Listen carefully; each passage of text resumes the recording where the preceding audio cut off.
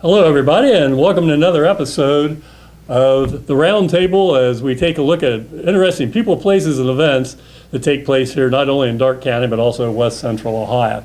Alex Warner here, Mike Stiegel to my left, Galen Blosser on the right, and our guest today here at the Roundtable is the head football coach at Arcanum High School, Matt Macy, who's also a member of the Ohio High School Athletic Association Southwestern Board, if I said that right. Yep. So welcome, Matt. Glad to have you with us here. Great He's got his here. official windbreaker on, yeah. so we know he's the real deal here. Matt, let's have a little bit of background about yourself, you know, at Arcanum now and prior to that and some other things. Yeah, I'm local. I grew up in Arcanum. I went to University of Dayton, played football. From there, I coached at a couple small colleges, football, Augustana College, home McKinney Anderson. Yep. That's what everybody knows that as. And McKendree University out in the greater St. Louis area.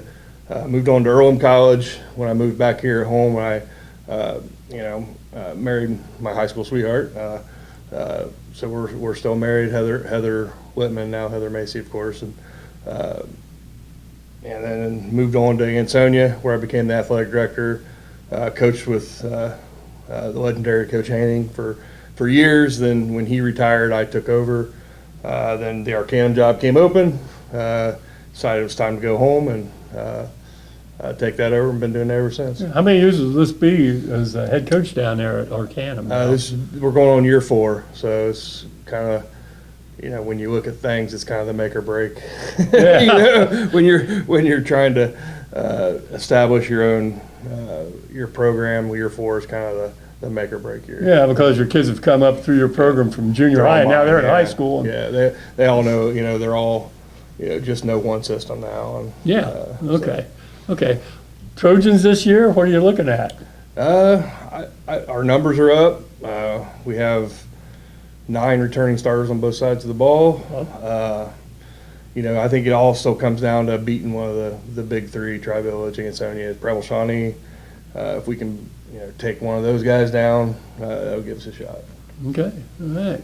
One thing you might watch for this year, there's a Macy running back. He's a sophomore. He started as a freshman. A real good running back. So that's a name you can watch for. Yeah, coaching your son, it's sometimes can be difficult, but the good thing is he doesn't say anything. He's quiet, so he's easy to coach.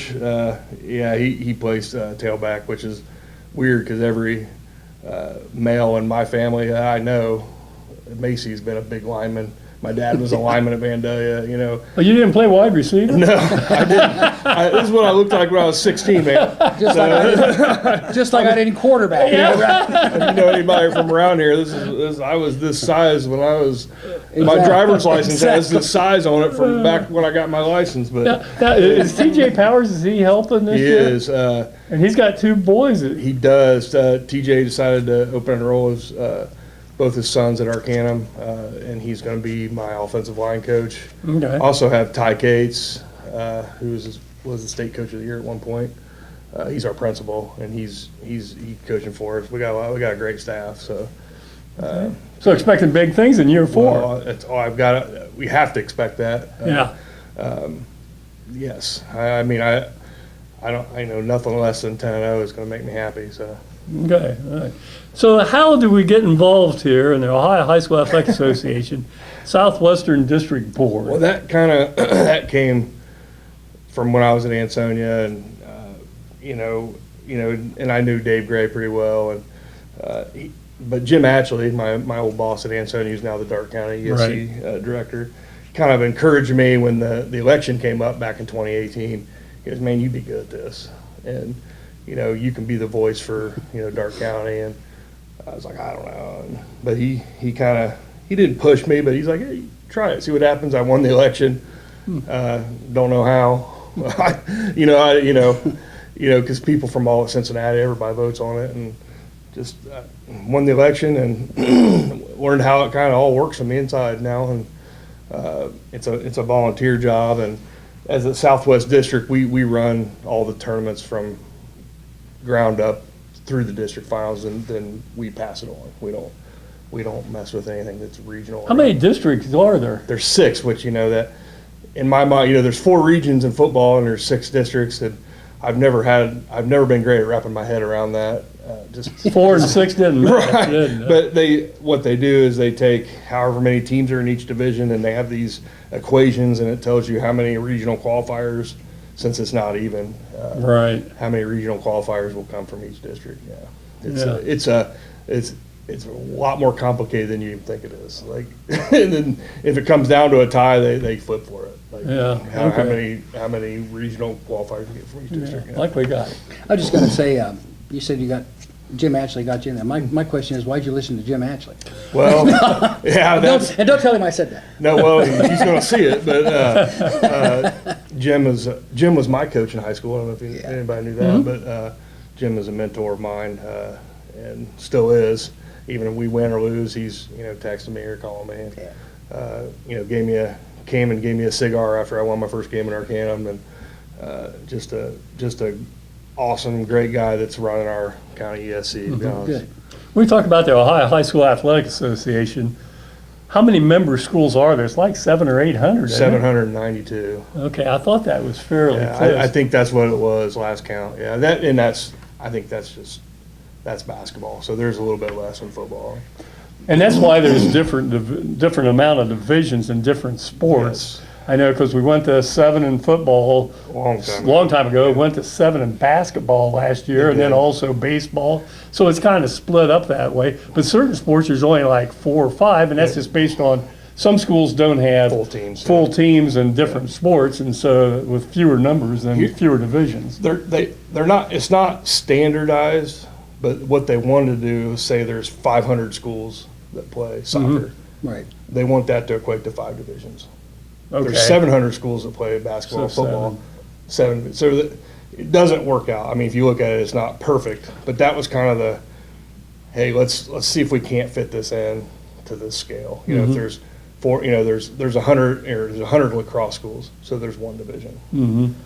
Yeah, I get that. I know when Galen and I were in school back in the dark ages, it was, well, even before us, it was Class A, Class B. There were 2 divisions. And then when Galen and I were there, it was A, double A, and then Mike came along and went A, double A, triple A. And then it's gone to 4 divisions in certain sports, and it's grown. How's the feedback been on, say, for example, football, like you said, been 7 divisions for a long time. What's the feedback been on going to the 7 divisions in softball, baseball, football? I mean, basketball? at first there was some, a lot of talk about it being watered down, but what I'll say is we had a lot of first-time state champions this year. And, I mean, we've gotten more of, hey, we've never been able to get past regional, now we're winning a state title, this is the best thing our town, best thing is that we're still having parades, things like that. Lots of that going on. I think it's been more positive than anything. I don't think that, Tri-Village is going to complain that they won a Division 6 state title in softball. Right. And it wasn't 4. They're not going to care. Yeah. And exactly. I think that after we got over the, hey, maybe it's a little watered down. Now we have a lot more opportunities to win state titles, and now we're back in line with most of this. We were the lowest per school state offering state titles in the whole Midwest. I mean, we were the lowest per sport or per team playing with state title. We were the lowest by far. That's what we used to make that decision was all the states around us. Yeah. Matt, what do you think right at this point is the biggest problem and the biggest concern confronting the Ohio High School Athletic Association? I think it's perception. I think I shouldn't read stuff, but everybody thinks all they do is stuff for the money, and that couldn't be any further from the truth. When we talked about the 7 divisions, I remember one time ever it coming up, hey, we can make more money. And I don't think that was ever even a subject that came up was money. And actually, we made less money when we went to 7 divisions. We didn't do as well as we did before. So Really, smaller crowds? smaller, it's the same amount of games, but it was for some reason we didn't quite make the amount of money that we had made in the years past. So if anything, we lost money, but we provided more opportunities. So that's a big. I think that's the biggest thing that people think it's a money grab. Are you happy with the 12-game structure it's going to be, or my 12 personal opinion? 12 team, you mean? Yeah, 12 team. Oh, for football? My personal opinion is it should have went to 8, but that's just. Yeah, my I mean, opinion. it was 8, and right before COVID, I think it was 2019, we voted on it. as the football coach association. That's how things usually get done in the OHSAA, is the coaches association spearhead a rule change. They do a survey, they send it on to the state. I think we voted to move it to 12 back then, but then COVID hit and they let everybody in, and then they just went back to, hey, let's just do 16 because it's even. I mean, I don't know. When I was in Ansonia, for sure, the 18 was fine, but now that I'm Arcanum, we're the smallest Division 5 team in our region, so it's harder for us to. It's hard, last year we were the 15 seed. Before last year, I would have agreed with you with the 16 was too many, but as if we were the outlier, but as a 15 seed, we gave West Liberty Salem all they wanted. They got to the state semis, lost Ironton.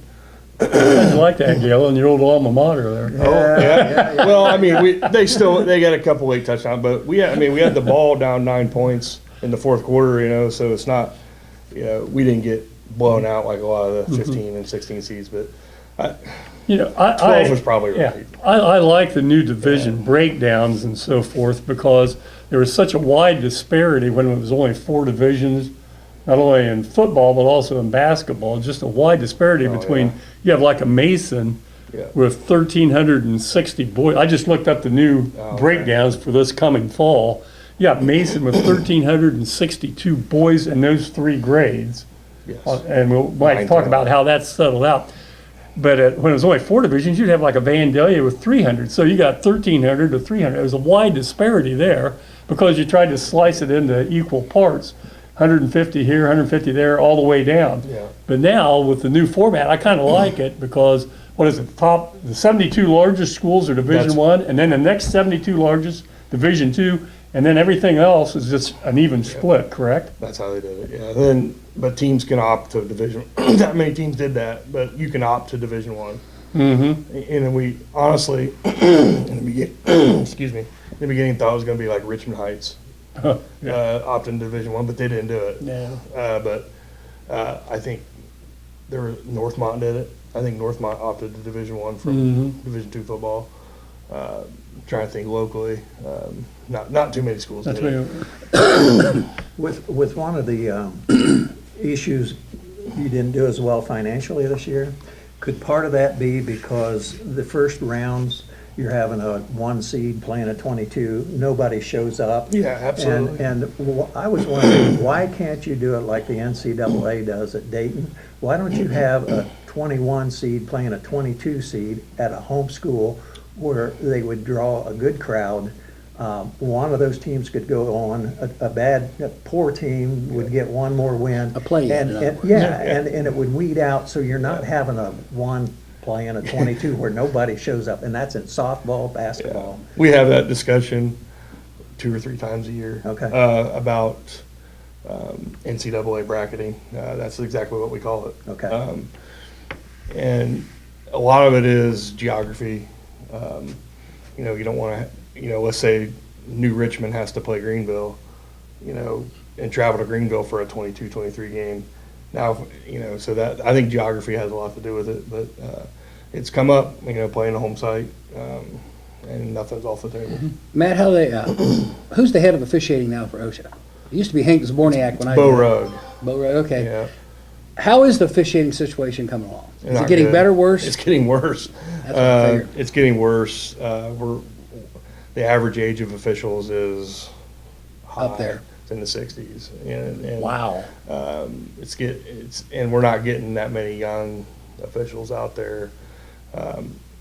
We need more high schools to try to get kids interested in it. I mean, we did a little thing in Arcanum this year. We have these real life Wednesdays where we bring people in. We brought in an official and taught them how to officiate softball and baseball. But the officiating it is so bad that our league is short 1 crew for football, so we're essentially playing a Thursday night game every week with the WOAC. Yeah, Yeah. So what's going to be OSHA's plan to try to improve this? it's grassroots, getting into the high schools, trying to make it. I don't know if it's making it easier to get a license. I think that'd be a bad idea. And it's all online now. You don't have to go anywhere. Wow. So I think they've already done that part of it, and the pay, and honestly, most of the reason people don't get into it is the behavior of parents Exactly. and some coaches, Yeah. me excluded. I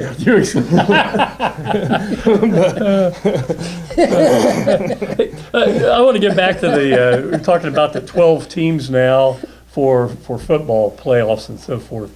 And I get that the 1 through 4 seed get a opening round bye. Correct. And they're rewarded for, having a good overall performance throughout the regular season. Yep. But I know there'll have to be a tweak, and I understand it's the first time through. But the discrepancy I see in that is, so I'm a 1 seed. I'm maybe 10-0 going through the regular season. And in my second round, I'm playing the winner of a 5-12, No. which means I'm going to be playing a 5, where the 4 seed is going to be playing an 8 or 9. They misprinted that. It's wrong. Really? No, I looked at that. They fixed it. When they first put it out, they misprinted it. It's 8-9. Okay. One plays 8-9. It's NCAA. Yeah, it's It NCAA, is. because I looked at that and I Yeah, thought, what warped mind the came fir- up with this? The first draft that came out, it was incorrect. Okay, well, I feel better already. It's been corrected, yeah. Because I thought, wow, I'm a 1 seed, I'm going to play 5, when No, the no, 4 is no. going to play a 9. I think, Oh, whoa. man, we got hammered for that. Yeah, I too. bet you did. So that was miscommunication there. It See was. how we? And That's why we do this. There is, That's right, yeah. there is some sometimes when there's miscommunication, Yeah, you yeah. said some of the problems. We try to inform the public. That's why we got guys like you here. Yeah. So. So if you were king, what would you change? Well, I don't know. I mean, I think we're going the right direction.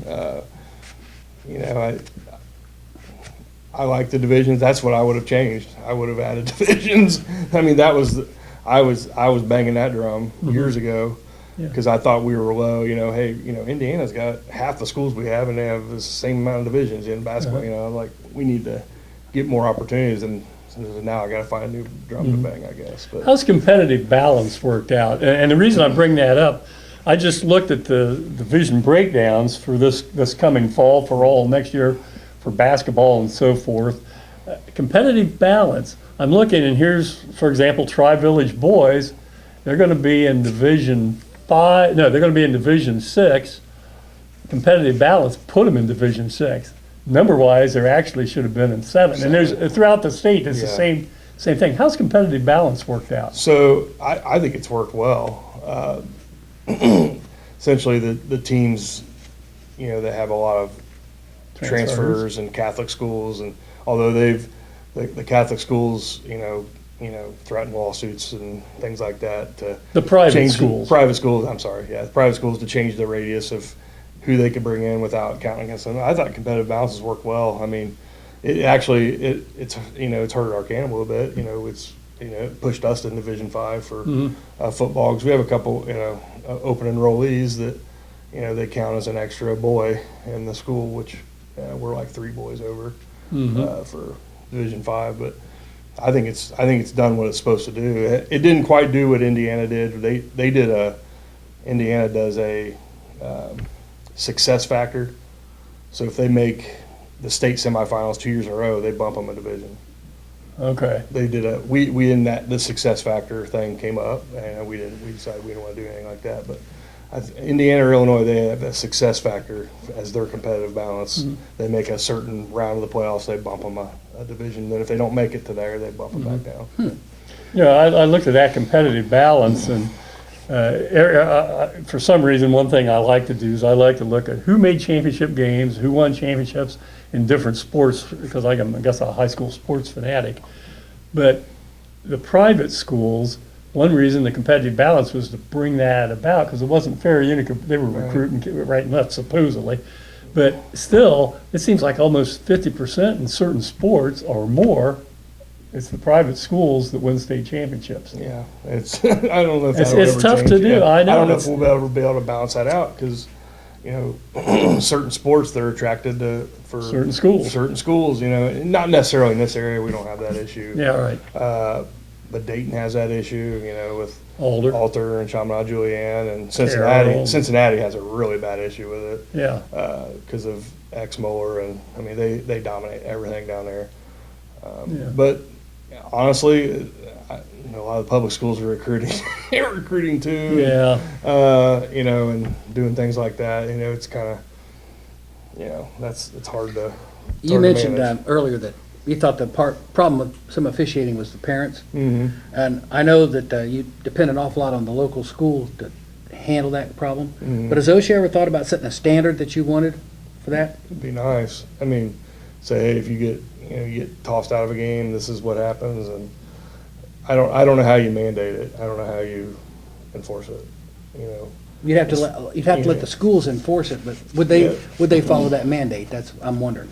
I think most. Of I think if they would, think it most would, of they them would, would. then they could say, hey, this is what the state wants. Yeah. And I think that might be a good idea for OSHA to look at, maybe set a Absolutely. standard for crowd behavior. Yeah, and then the school's got to be on board. And honestly, I don't mind giving the officials more control of that. Hey, get him out of here. They're very. I feel like these days the officials they don't want to just say, hey, get him out. They don't want to toss people. And I think the more the more times that happens, the better, because at least it's you're Well, setting there's a standard. message. It's a message. I feel like when wish I was they would. officiating, we had that control. Yeah, I wish they would. As a matter of fact, I remember Hank Zamorniak said, when you walk on the field at 10 to 7, that game is yours until the final buzzer. Yeah, it's So what it's supposed. It is supposed to you be like do that. what you have to do to make that game run right. And that's the way we did it. And we never had any trouble. Yeah, I think the officials, they count on the game managers to take care of that, but then the game managers are like, well, that's your, Yeah. I think There needs to be some definition there probably. in football it's hard, because you're not so close to the fans of basketball, man. That'd be worse. You throw one person out, it might set the tone for the whole game. They'll probably behave better. Are there any new sports on the horizon? Boys volleyball, cheerleading is big. They always want me to come and take the pictures of all the big cheerleading events.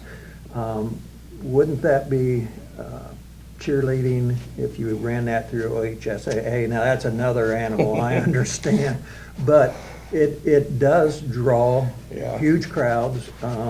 Have they considered Yeah. that? It's another animal is understatement. Yeah. Our cheerleading competition for our WOAC is one of our highest revenuing events of the year for our league. Boys volleyball we've already added that. Oh, it's a It is. OHSAA event? And the now? next one coming is girls flag football. Okay. Really? Wow. That's good. That's the highest growing sport in the country. You know, the sport that surprises me has caught on so much here in Ohio, especially, is bowling. Yeah, Almost every bowling's school now huge has a in bowling Ohio. team. It is, in it's Ohio. huge. But Yeah. back to Yeah. the cheerleading, will that become an official where they would have a state champion? It kind of is. They team with that OAS, whatever that is, that cheerleading association, and it's on they run some of it through the website, and I'm not sure exactly where we're at with it because it's so subjective. I don't know. How would you rate that? We I don't should know ask- how. I honestly don't know exactly how it works. To be I honest don't with know you, how that is. but It's like figure skating. It is we have gymnastics, so I don't see, it would be a huge revenue. It would, Yeah. yeah. If you had like regionals and State. it would be, there's no question it would be, yeah. Yeah, I'll trust your knowledge of trivia. So like I said, I was looking up all these breakdowns and so Right. forth. So again, the way they figure that out is the enrollment of the freshman, sophomore, junior class the year prior, correct? Yep. And so Mason High School, boys and girls are both around 1350, 1360 in those three grades. That's a big school. Yep. You know what the smallest school is for three-year enrollment in the state of Ohio? Someplace called Van Loo Yeah. and Shekinah Christian, which is over by Plain City. Van Loo had 24 In 3 grades? in three grades. They had 24 boys. It was either 24 boys or 24 girls. So that's like a high school class of probably 15 to 20 kids. That's about how big Roosh And you is. compare that to, and Rushi's right there. And, when you look around Dark County, you start, everybody's 6 and 7, except, Yeah, for Sales very and you guys end up 5. Yeah. But it's interesting. And then when new schools come in as members, they're usually small schools, small private schools coming in. But what that does then that bumps like an Arcanum Yeah. up a little bit, and all of a sudden you're the next to smallest in Division 5. Yeah, yeah. Because they keep bringing in these small schools, and they have to go to 7, so everybody else gets bumped up. I break down the numbers too. I'm the same way. Yeah. I was looking at we're the smallest football team in Region 20, which is Division Yeah. 5. So, which is fine. You know, the only issue is we play a Division 6 and 7 schedule Yeah. with our league. So, but Yeah, I know. Well, Michael, anything to add to this Just, conversation? Matt, it's been a pleasure meeting you, listening to you, and I don't envy your job. It's not a great job to have because you're always going to get yelled at. But I do think there is more that maybe the Ohio High School Athletic Association should take more control of. They need to be, at times I feel like they're awfully timid. I think hands off. Yeah. I think they need to be more, this is the way we're going to do it, this is the way member schools, you're going to do it. I think that would help everybody, and I think a lot of these schools that I know of, their excuse is always, well, OSHA doesn't want that. Right. That's because they don't have that program. So I think it would behoove everybody to have OSHA say, we're going to set a set of guidelines for fan behavior, for the way schools work, the way they do this, that, and the other, and then stick to it. Yeah, a little more. I think that would help. little You're more of a more hands-off organization. heavy-handed, a Yeah. little more heavy-handed. I don't disagree with that. Yeah. Galen? Yeah, with the tornado, Greenville was hosting some football playoffs. Yep. They had the artificial turf, I think is a requirement. Yep. With the new stadium now, a much larger seating capacity, do you think playoffs will come back to Greenville? Absolutely. They're always looking for hosts for everything. Honestly, you know, when that's another thing when people complain about why are we playing district here? It's more about availability and schools wanting to do it. Schools don't want to do it. If they're hosting a game that's not their team. A lot of schools just don't want to deal with it.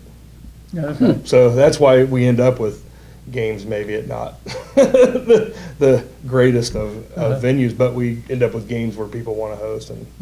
But yeah, Greenville's going to be a great spot, especially for 5, 6, and 7. Yeah. The MAC. There's a lot of schools in that area. A lot of schools. You know, I hope they get back forward with wanting to host. Yeah.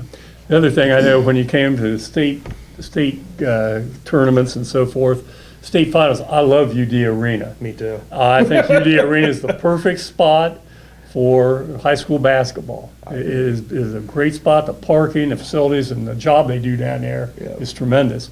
Well, I know then the people say, well, you know, that's kind of in the southwest corner, you know, blah, blah, blah, blah, blah, blah. And then you think, well, the football games are up in northeast Ohio, right? So, you know. Baseball, softball, too. Yeah, It's that, swimming, all that stuff. that comes down to who wants to host. Ohio State Yeah. doesn't want to host it. Yeah. They don't want to deal with it. And honestly, like if you talk about the whole thing, parking, Yeah. hotels, Oh, Dayton's Dayton's got far it. superior Yeah. to To Canton. Columbus. Yeah. Even Canton too. Yeah, Yeah, it is. But It's better than Canton. Dayton's far superior when it comes to all that. Even the state track meet 2 years ago was at UD, Right.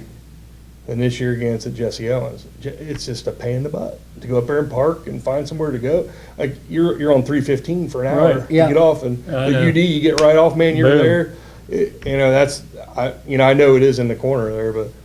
Man, UD is so convenient and such a great place, and they do a great job. and they so. do a great job. And they draw well, And they draw well. It's and that's you know, because it is convenient. it is. It is. The one thing that I heard from the media, a lot of guys I know, and even other people, they only had the state championship at UD. Yeah. It used to be, we would go down there for the weekend. It was like, just like a big family reunion. Yeah. And we lost that this year. We're changing it back. Going back to. Well, Okay. they all the semifinals won't necessarily be at UD, but they'll be close. We're going to try to do them like we did baseball Okay. because Okay. they did half the baseball games at Right. Furman Munson and Massillon, and then half the games at Rubber Duck Stadium. Yeah. We're gonna move. That was a huge complaint. So I think they're going to move that to where the state semifinals are going to be All in within town. an area. Yeah, Yeah, you know, Texas, you got Wright Wright State State, and Trent. Miami. Yeah, At some they're all point, right there. You know, Yeah. yeah, Trent is a great venue for that. You mentioned there's some schools that don't want a playoff. Why would that be? Is it just because it's too expensive? A lot of work, you know, just no. They get paid to do it. But, it's just a lot of moving parts that some people just don't want to deal with. I know, You know, in yeah. the old bleachers here, the old stadium in Greenville, we had that Wapak, Baden game. Place was packed. Lights all over the place. It was a big event, a tremendous ball game. And with this new facility we've got coming on, I think we're gonna be able to do that. I know Aaron Absolutely. Schaefer's in favor of that. Well, I think that's one of the Yeah. things he I'm wanted sure- a new I'm stadium sure for. he would. Yeah, we got beautiful facilities Yeah. now, so. Okay, well, hey, thanks so much. Thank you, guys. This is Matt Macy, member of the Ohio High School Athletic Association Southwestern District Board and head football coach down at Arcanum. Thanks for stopping by and hopefully enlightening people out here in the viewing audience. I know it enlightens us. And if you can make us understand stuff, everybody can understand stuff. Thanks for making us look good, Matt. Appreciate you. Anyhow, having me. Matt Macy, Yeah, thank you. Galen Blosser, Mike Stiegel, Alex Warner, our videographer Nick Schmidt. Thanks for tuning in here on this episode of the Roundtable here at mycountylink.com. We'll see you next week. We have another one coming up here in a few days, don't we? Yes, we Yep. do. Yeah, we'll be back with that. And so we certainly enjoy doing these shows. We hope you folks enjoy them also. Goodbye, everybody.